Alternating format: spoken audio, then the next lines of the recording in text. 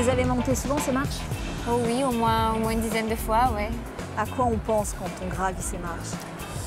Alors, à la loi du tapis, il y a des choses qui se font, d'autres qui ne se font pas. Bon, là, comme ça, il ressemble à rien. Mais dès qu'il y a les gens autour, il se passe quelque chose, c'est complètement électrique. Je reviens à l'affiche de la comédie qui triomphe en ce moment sur les écrans. Qu'est-ce qu'on a fait au bon Dieu? Ce qu'il faut, c'est déjà donc, attendre qu'on vous appelle. Il ne faut jamais se faire dépasser, ni dépasser. Et en plus, il ne faut pas se prendre les pieds dans la robe. Oui, mais ça, c'est le minimum. Tout ce que je fais, moi, j'ai ma petite habitude, c'est que je monte les marches. En général, j'ai mes copains photographes à des endroits très précis.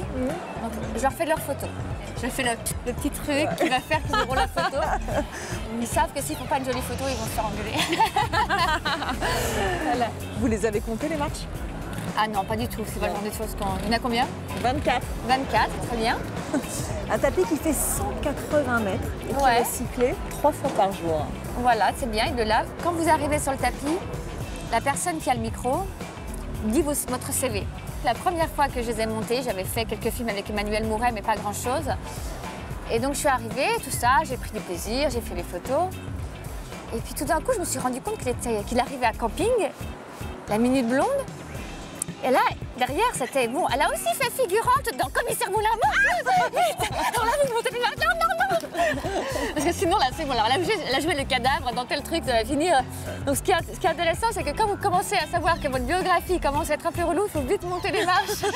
En tout cas, c'est le tapis rouge le plus glamour du cinéma. Ouais, c'est sûr. Ouais.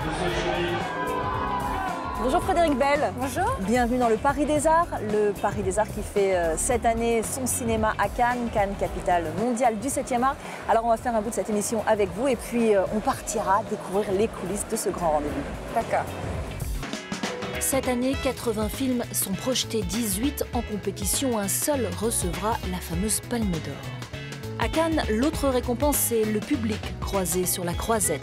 Test de popularité grandeur nature. Et puis les palaces, les plages privées qui, en fonction de la notoriété, lancent des invitations aux producteurs, aux réalisateurs, mais surtout aux acteurs et aux actrices. Frédéric est aujourd'hui convié au Spa des Stars. Bienvenue, vous êtes au Spa des Stars. Nous sommes ravis de vous accueillir avec François. Merci. Et on va vous faire découvrir le lieu secret des stars aujourd'hui, où on va s'occuper en particulier de notre magnifique Frédéric. Eh bien formidable, on y va. On y va. On vous suit Martine alors. Si.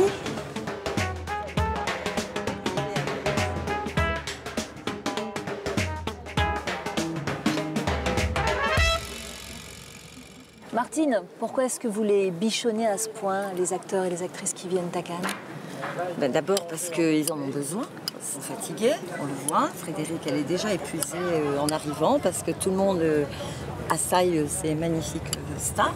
Et on s'occupe d'eux pour leur donner toute l'énergie nécessaire pour reprendre chaque jour un travail de représentation. Ils doivent être en pleine forme et en beauté aussi.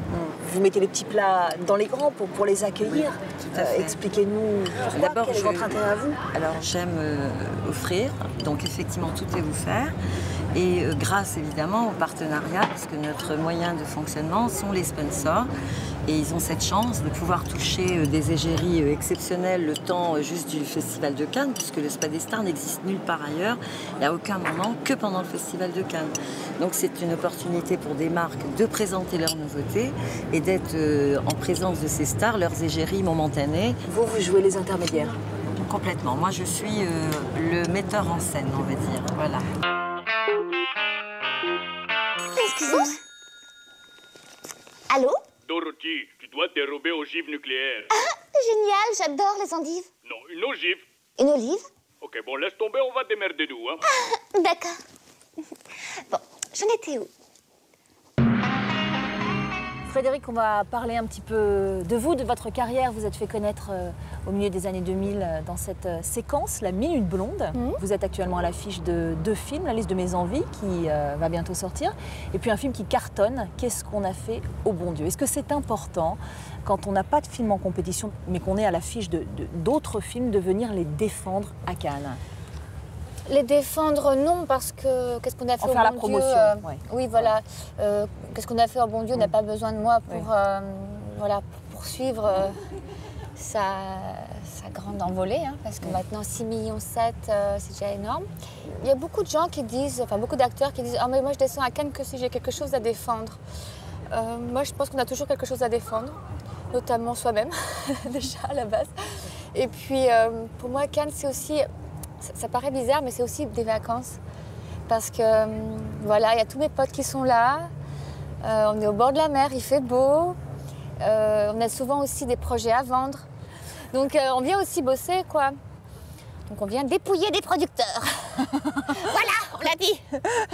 Bon, en tout cas, c'est important de se montrer à Cannes quand on est une actrice. Oui, c'est important de se montrer pour faire des jolies photos pour Google, hein, parce qu'aujourd'hui, maintenant, Google, c'est notre meilleur agent.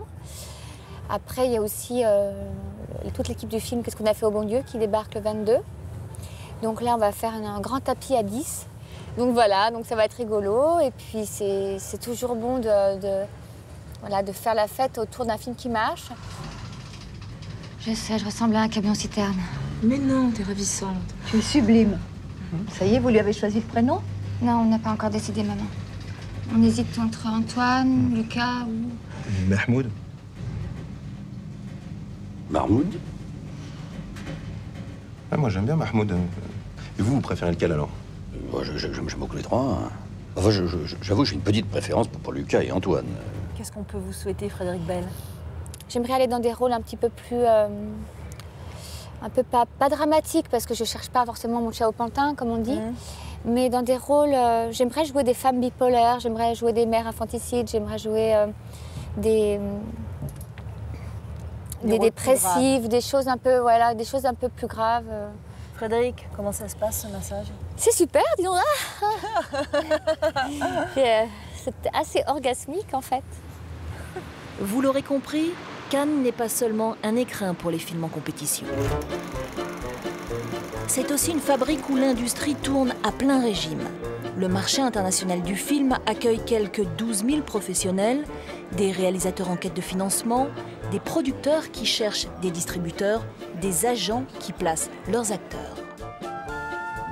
Lola Bessis a fait le déplacement, c'est une prodige du 7e art. À 23 ans seulement, elle est déjà réalisatrice, scénariste, productrice et actrice. Lola, qu'est-ce que vous espérez trouver cette année à Cannes?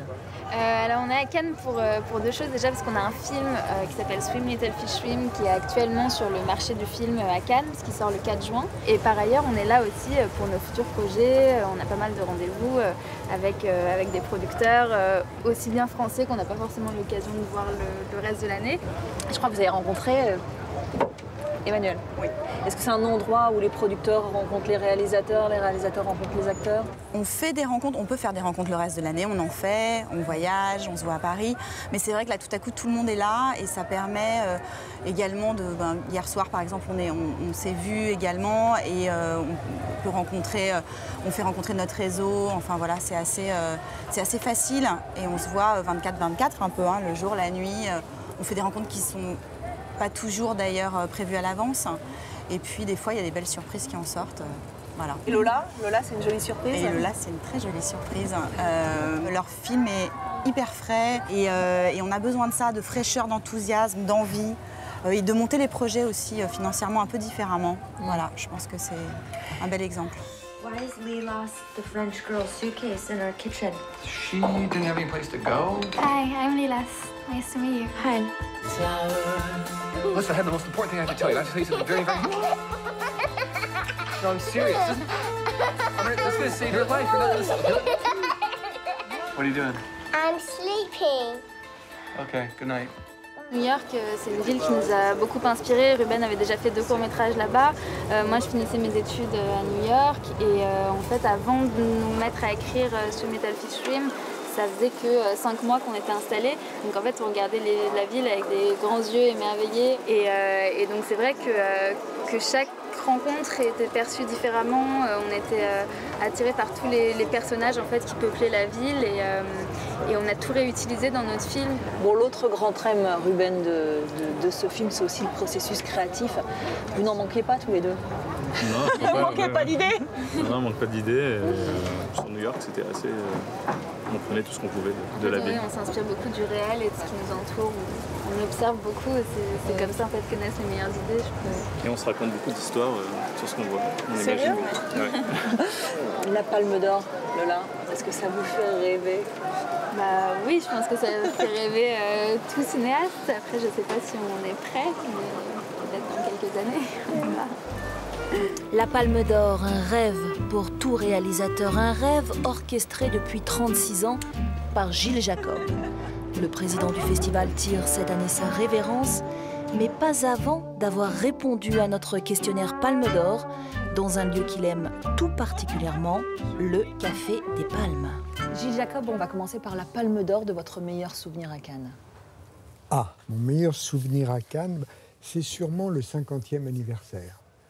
C'est une année où on avait réuni sur la scène pour fêter le festival 28 Palmes d'Or. Dans la salle, il y avait je ne sais pas combien de stars mondiales qui étaient comme des figurants pour les applaudir. Il y avait un miroir dans le fond qui reflétait doublement les Palmes d'Or, l'avant, l'arrière. Enfin, c'était magnifique. Vous avez bien sûr rencontré des difficultés, vous avez dû relever de nombreux défis. À quel défi vous attribueriez une Palme d'Or?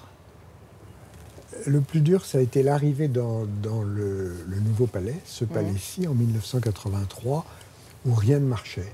On n'avait pas pu essuyer les plâtres, c'était trop tard.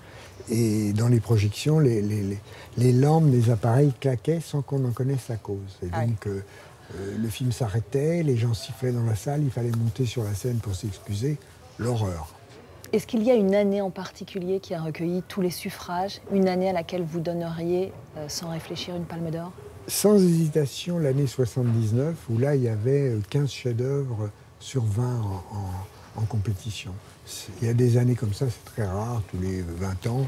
Et là, il y avait Apocalypse Now, Le Tambour, Manhattan, Air, Série Noire, Prova d'Orchestra, Le Grand Embouteillage. J'arrête parce que c'était magnifique. Une année noire, une à laquelle vous ne donneriez pas de Palme d'Or? Alors l'année noire, c'est l'année 2003 où les Américains, je ne sais pourquoi, se sont mis à dire c'est un festival franco-français, on monte que des films français, c'est le festival du CNC. Et donc, non, on montrait des films de tous les pays comme d'habitude, mais c'est une année qui a été mal vécue.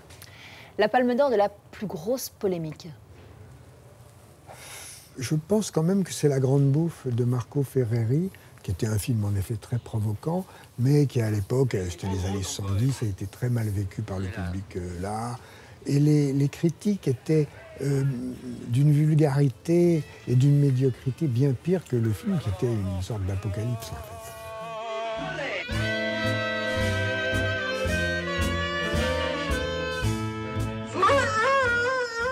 À quoi, à qui vous donneriez la Palme d'Or de l'émotion? De l'émotion? Ah, alors là, je pense à Jane Campion, pas du tout parce qu'elle est présidente cette année, mais parce qu'elle fait des films, d'abord beaucoup de portraits de femmes. Elle les fait avec une sensibilité et l'émotion chez elle n'est jamais tire-larme, c'est jamais recherché. C'est de la beauté à l'état pur. Alors évidemment, vous, Gilles Jacob, vous méritez une Palme d'Or pour ces 36 années de rêve. Alors, vous me la donnez là? Je ne l'ai pas, elle est encore chez Chopard, mais on va y travailler. Pour ces années de rêve, donc, où vous avez orchestré ce merveilleux festival, qui est le Festival de Cannes, qu'est-ce qui va vous manquer le plus? Le contact avec les grands artistes, mais je raconte des histoires en disant ça, parce qu'ils passent par Paris et ils viennent me voir. Donc ça ne s'arrêtera pas, ça. Parce que 38 ans de relations confiantes, amicales, sincères, avec tous les plus grands artistes de la Terre en cinéma, ça compte énormément. Et c'est vrai que ça me manquerait beaucoup si ça n'avait plus lieu, mais ça aura lieu. Merci beaucoup. Merci à vous. Soirée de présentation de films, dîner de charité, fête organisée par les sponsors. Après l'extinction des projecteurs, le Festival de Cannes devient un gigantesque terrain de jeu. L'attraction cette année, c'est ce paquebot. Dernier préparatif avec celui qui sera le grand gourou de la soirée, un roi de l'électropop. Sébastien Tellier, vous qui avez fait pas mal de musique de film, faire la bande-son d'une nuit cannoise, ça doit vous faire rire? Oui, c'est sympa. Après, faire la musique de film, c'est très difficile parce qu'il faut savoir s'effacer, justement. Il faut être au service de l'image.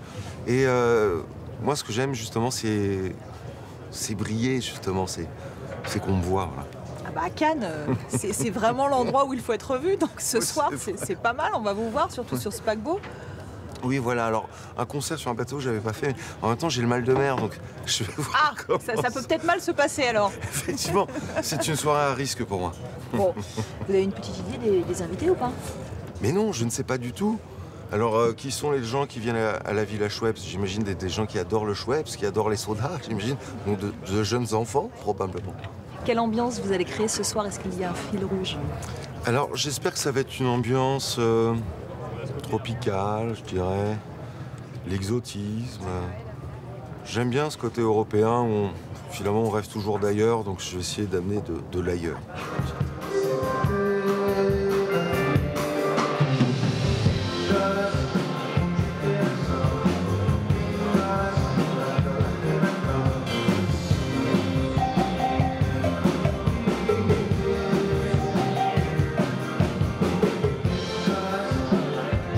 Et voilà ce qui se passe quand le Palais des Arts prend ses quartiers à Cannes. Cela valait bien une petite infidélité. Je vous dis à très vite sur France 24.